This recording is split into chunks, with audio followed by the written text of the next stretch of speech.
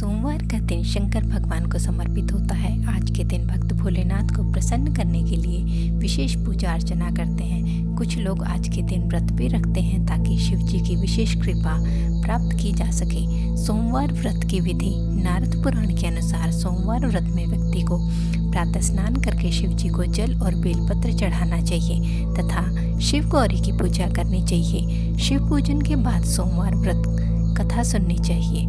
सोमवार की व्रत कथा। एक समय की बात है कि किसी नगर में एक साहूकार रहता था। उसके घर में धन की कोई कमी नहीं थी, लेकिन उसकी कोई संतान नहीं थी। इसी कारण वह बहुत दुखी रहता था। पुत्र प्राप्ति के लिए वह प्रत्येक सोमवार व्रत रखता था और पूरी श्रद्धा के साथ शिव मंदिर जाकर भगवान शिव और माता पार्वती की पूजा करता था। उसकी भक्ति देखकर एक दिन माँ पार्वती प्रसन्न हो गई और भगवान शिव से उस साहूकार की मनोकामना पूर्ण करने को आग्रह किया। पार्वती जी की इच्छा सुनकर भगवान शिव ने कहा, हे पार्वती, इस संसार में हर प्राणी को उसके कर्मों का फल मिलता है और जिसके भाग्य में जो हो उसे भोगना ही पड़ता है। लेकिन पार्वती जी ने साहूकार की भक्ति का मान रखने के लिए उसकी मनोकामना पूर्ण करने की इच्छा जताई।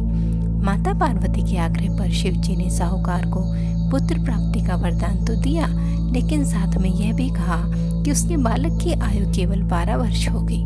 माता पार्वती और भगवान शिव की बातचीत को साहूकार सुन रहा था।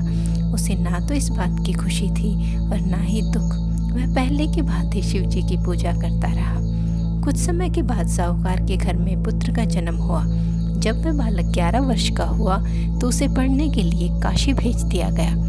साहूकार ने पुत्र के मामा को बुलाकर उसे बहुत सारा धन दिया और कहा कि तुम इस बालक को काशी विद्या प्राप्ति के लिए ले जाओ और मार्ग में यज्ञ कराना। जहाँ भी यज्ञ कराओ वहाँ ब्राह्मणों को भोजन कराते और दक्षिणा देते हुए जाना। दोनों मामा भांजे इसी तरह यज्ञ कराते और ब्राह्मणों को दान दक्षिणा देते काशी की ओर चल पड़े।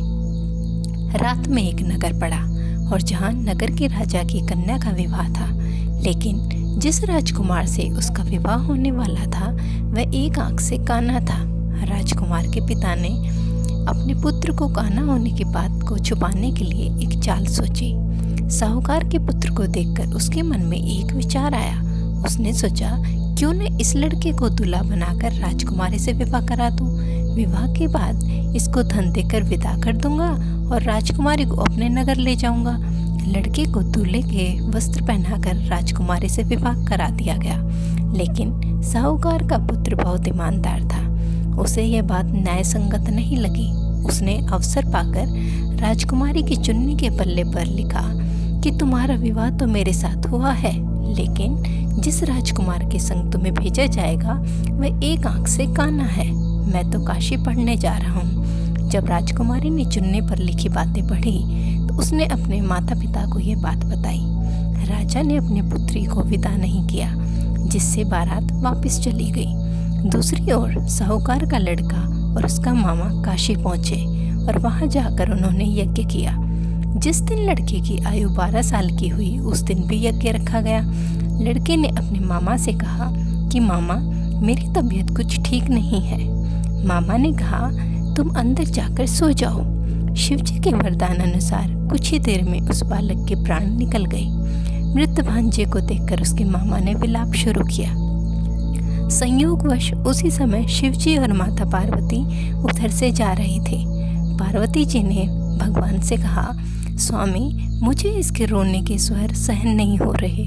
आप इस व्यक्ति के कष्ट को अवश्य दूर करें। जब शिव जी मृत बालक के समीप गए तो बोले कि यह उसी साहूकार का पुत्र है जिसे मैंने 12 वर्ष की आयु का वरदान दिया था।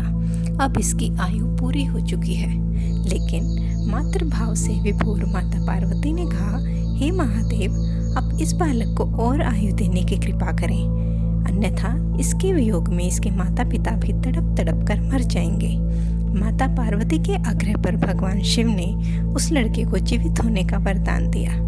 शिव जी की कृपा से वह लड़का जीवित हो गया। शिक्षा समाप्त करके लड़का मामा के साथ अपने नगर की ओर चल दिया। दोनों चलते हुए उसी नगर में पहुंचे जहाँ उसका विवाह हुआ था। उस नगर में भी उन्होंने यज्ञ का आयोजन किया। उस लड़के के ससुर ने उसे पहचान लिया और महल में ले जाकर उसकी खातिरदारी की और अपनी पुत्री को विदा किया।